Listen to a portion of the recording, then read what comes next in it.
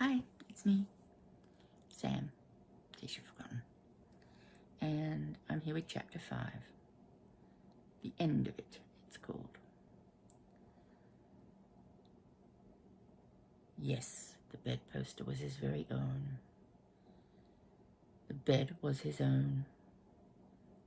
The room was his own. And happiest of all,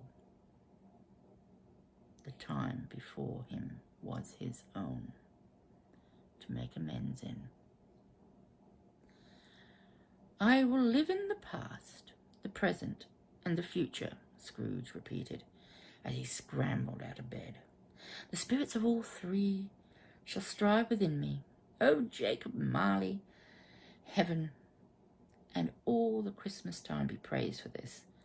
I say it on my knees, old Jacob, on my knees. He was so fluttered and so glowing with his good intentions that his broken voice could scarcely answer to his call. He'd been sobbing violently in this conflict with the spirit, and his face was still wet with tears.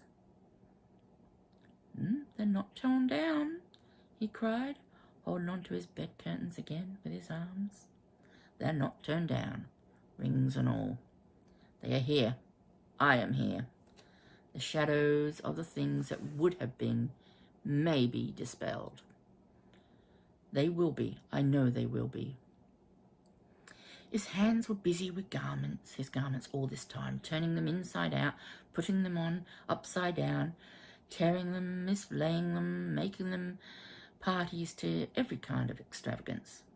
I don't know what to do, cried Scrooge, laughing and crying at the same breath, and making a perfect fool of himself with his stockings. I'm as light as a feather. I'm as happy as an angel. I'm as merry as a schoolboy. I'm as giddy as a drunken man. Merry Christmas to everybody, and a Happy New Year to all the world. Hello here, hello there. As he frisked into the living room? Frisked? Danced? I don't know. So this is why I rewrote them, but I wanted this one to be... I'm just going to read it as it is because I think it has more. It's the most important chapter, so I'm going to shut up and keep going and just pretend that we all know what they're talking about. He had frisked into the sitting room and now was standing there perfectly winded. There's a saucepan, and there was the gruel in it, cried Scrooge, starting off again and going around the fireplace. There's the door by which the ghost of Jacob Marley entered. There's the corner the ghost of Christmas present sat. And there's the window where I saw the wandering spirits. It's all right. It's all true. It all happened. Really, for a man who had been out of practice for so many years, he had a splendid laugh. A most illustrious laugh. The father of a long, long line of brilliant laughs. I don't know what day of the month it is, said Scrooge. I don't know how long I've been visiting with the spirits. I don't know anything. I'm quite a baby. Never mind, I don't care. I'd rather be a baby. Hello, whoop, hello here. He was checked in his transports by the church bells ringing outside, lustiest peals he had ever heard. Clash, clang, hammer, ding-dong, bell. Bell, ding-dong, hammer, clang, clash. Oh, glorious, glorious. Running into the window, he opened it. Not running to the window, he opened it, and put out his head. No fog, no mist, clear, bright, jovial, stirring. Cold, piping for the blood to dance to. Golden sunlight, heavenly sky, sweet fresh air, merry bells. Oh, glorious, glorious. What's today? Cried Scrooge, calling down to a small boy in Sunday clothes. He was perhaps had loitered in to look about him. "Eh?" replied the boy. "What day is it, my dear fellow?" "Today," he said. "Why, it's Christmas Day." "It's Christmas Day," said Scrooge to himself. "I haven't missed it. The spirits have done it all in one night. They can do anything they like. Of course they can, of course they can. Hello, my fine fellow." "Hello," returned the boy. "Do you know the poulterers in the next street but one, at the corner?" "I should hope I do," he replied. "An intelligent boy," said Scrooge. "A remarkable boy. Do you know whether they've sold the prize turkey that hangs up there? Not the little prize turkey, the big one." "What, the one near as big as me?" returned the boy. "Oh, what a delightful boy," said Scrooge. "It's a pleasure to talk to him, it really is." "Yes, my buck. It's hanging there now," replied the boy. "Is it? Go buy it." "Walker," explained the boy. It actually says Walker. Walker. You only have to change one letter. And,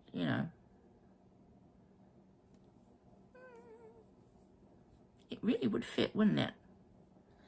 "No, no," said Scrooge. "I am in earnest. Go and buy it and tell them to bring it here to me, and I will give them the directions as to where to take it. Come back with the man, and I'll give you a shilling. Come back with him in less than 5 minutes, and I'll give you half a crown." The boy was off like a shot. He must have had a steady hand at the trigger who could have got a shot off as fast as that. "I'll send it to Bob Cratchit," whispered Scrooge to himself, rubbing his hands and splitting with laughter. "He shan't know who sent it. It's twice the size of Tiny Tim.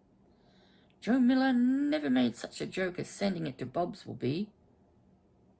I'm assuming Joe Miller was some vaudeville comedian at the time. Look him up. Let me know. I suppose I could do that if I'm watching it with you. But, I'm too busy probably kicking trolls out or something. I don't know. The hand in which he wrote the address was not a steady one, but he wrote it anyway, somehow, and went downstairs to open the street door, ready for the coming of the poulterer's man. As he stood there waiting for his arrival, the knocker caught his eye. "I shall love it as long as I live," said Scrooge, patting it with his hand. "I scarcely ever looked at it before. What an honest expression it has on its face. It's a wonderful knocker. Here's a turkey. How are you? Merry Christmas." It was a turkey. He never could have stood upon his legs, that bird. He would have snapped them short off in a minute, like sticks of sealed wax. "Why, it's impossible to carry that to Camden Town," said Scrooge. "You must have a cab." The chuckle with which he said this, and the chuckle with which he paid for the turkey, and the chuckle with which he paid for the cab, and the chuckle with which he recompensed the boy, were all to be exceeded by the chuckle with which he sat down breathlessly in his chair again, and chuckled till he cried.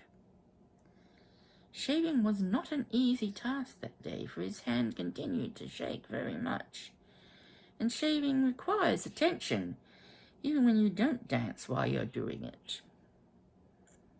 But if he had cut the end of his nose off, he would have put a piece of sticky plaster over it and been quite satisfied. He dressed himself all in his best, and at last got out into the streets. The people by this time were pouring forth, as he had seen them with the ghost of Christmas present, and walking with his hands behind him, Scrooge regarded everyone with a delighted smile. He looked so irresistibly pleasant, in a word, that 3 or 4 good-humoured fellows said to him, "Good morning, sir. A Merry Christmas to you." And Scrooge said often afterwards that all of the blithe sounds he had ever heard, those were the blithest in his ears. He had not gone far when, coming towards him, he beheld two portly men who had walked into his counting house a day before and said Scrooge and Marley's, I believe. It set a pang in his heart to think how this old gentleman would look upon him when they met again. But he knew what path lay straight before him, and he took it. "My dear sir," said Scrooge, quickening his pace and taking the old gentleman by both hands, "how do you do? I hope you succeeded yesterday. It was very kind of you.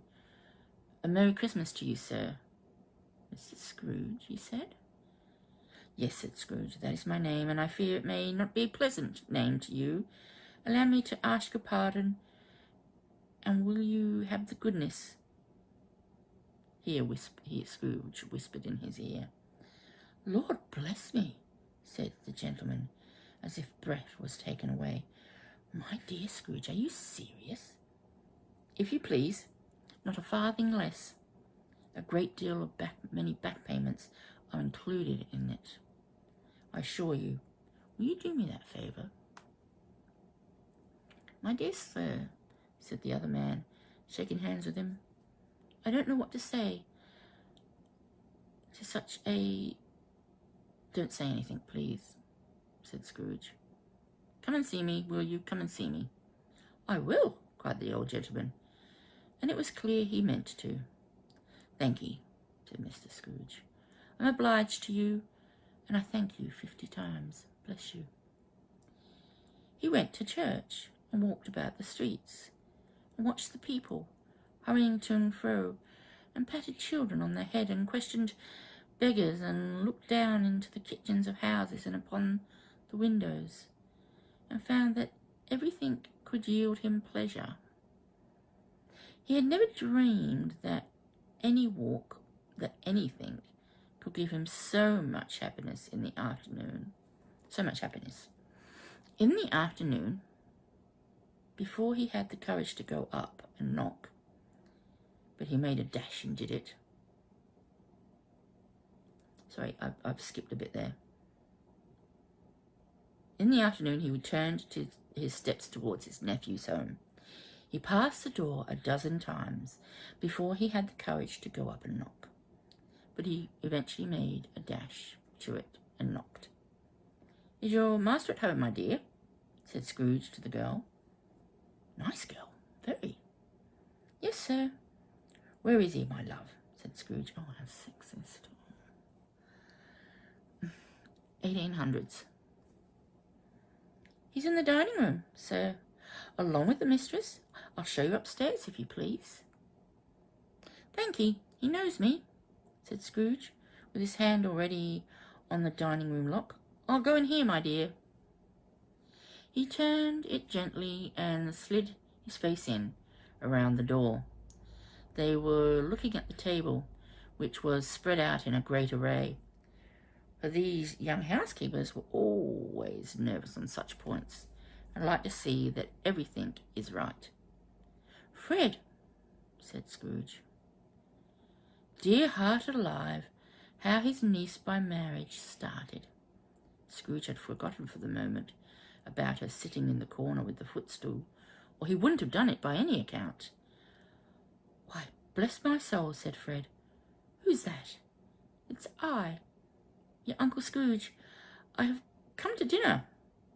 Will you let me in, Fred?" Let him in. It was a mercy he didn't shake his arm off. He was at home in 5 minutes.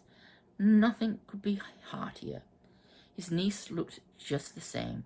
So did Topper when he came. So did the plump sister when she came. So did everyone when they came. Wonderful party, wonderful games, wonderful unanimity, wonderful happiness. But there he was early at the office the next morning. Oh, he was early there. If he could only be there first and catch Bob Cratchit coming late, that was what he had set his heart upon. And oh yes, he did. He did. The clock struck 9. No Bob. 15:15. No Bob. He was a full 18.5 minutes behind his time. Scrooge sat with his door wide open, that he might see him come into the tank.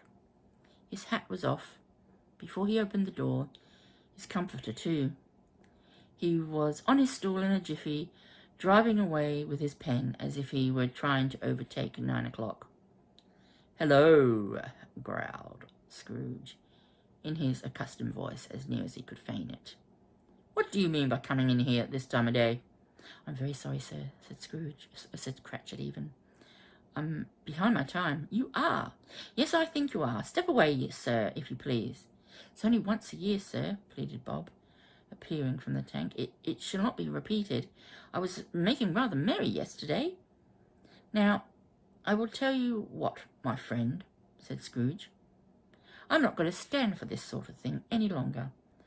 And therefore," he continued, leaping from his stool and giving Bob such a dig at the waistcoat that he staggered back onto the tank again, "and therefore I'm about to raise your salary." Bob trembled, and he got a little nearer to the ruler. He had a momentary idea of knocking Scrooge down with it, holding it up against him and calling to the people in the court for help and a straitjacket. "A Merry Christmas, Bob," said Scrooge, with an earnestness that could not be mistaken, as he clapped him on the back. "A merrier Christmas, Bob, my good fellow, than I've given you for many a year. I'll raise your salary, and I'll endeavour to assist your struggling family, and we will discuss your affairs this very afternoon over a Christmas bowl of smoking bishop." It's a bit like mulled wine. Heated mulled wine. "Bob, make up the fires, and buy another coal shuttle before you dot another I."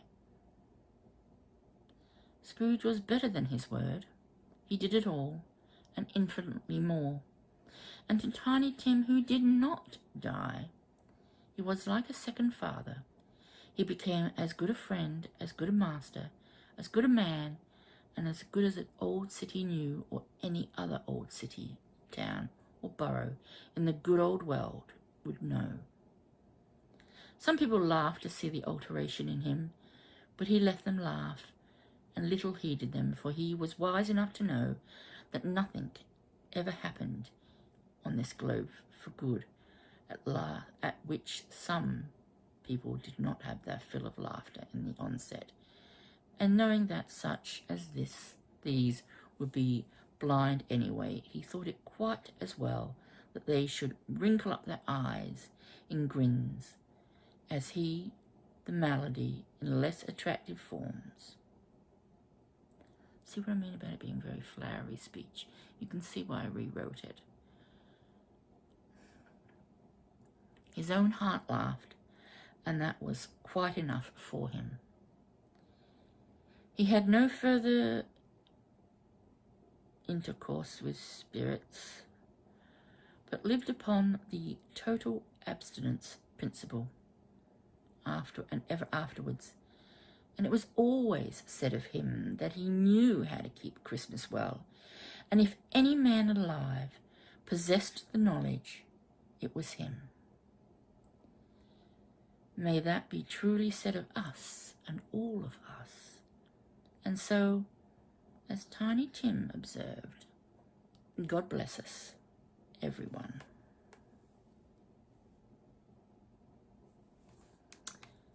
That's it. Very short, I know, but very worthy to give it its own day, its own time.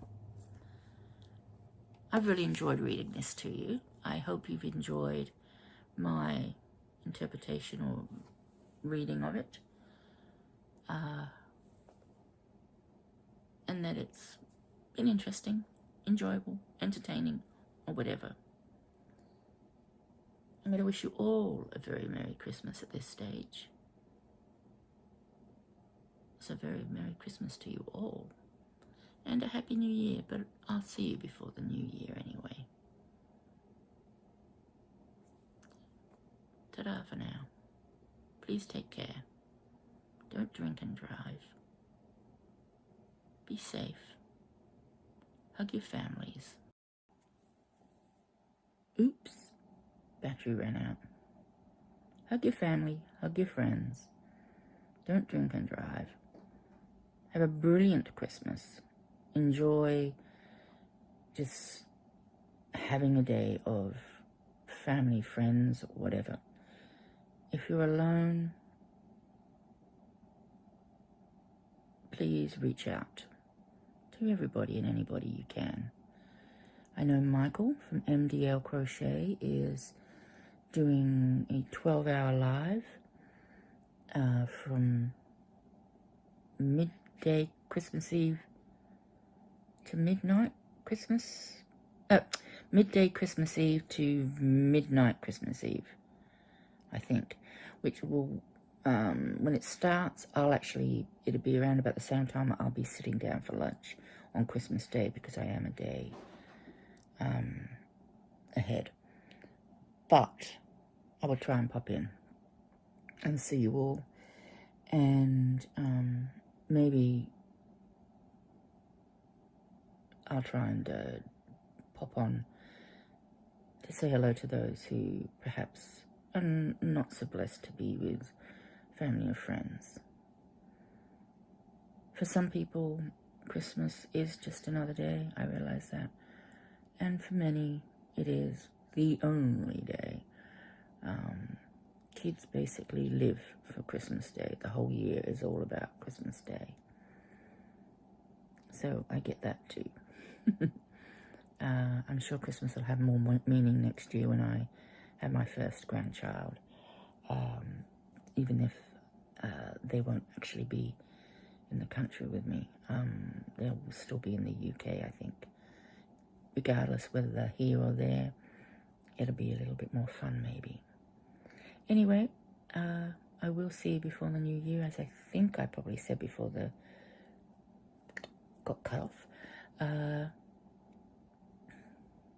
Yeah, and I'll have some plans that I hope to reveal to you as to what I'm going to do next year. It'll be a slightly different format to what it is this year. Yeah, so try and watch Michael from MDL. He's going to try and keep people entertained for that Christmas Eve period. I would try and pop on as well on what we call Boxing Day, the day after Christmas. Maybe I'll even do a live. Oh, not a live. We'll see what happens. And then anyone who's around who's wanting a chat, pop on as well. Anyway, this really is just a bit I needed to tack on to the end to apologise for the battery dying on me. Can you believe it waited until then to die? I literally only had a few more words. Anyway, I'm going to say bye for now, everybody. Please take care, and I will see you very, very soon.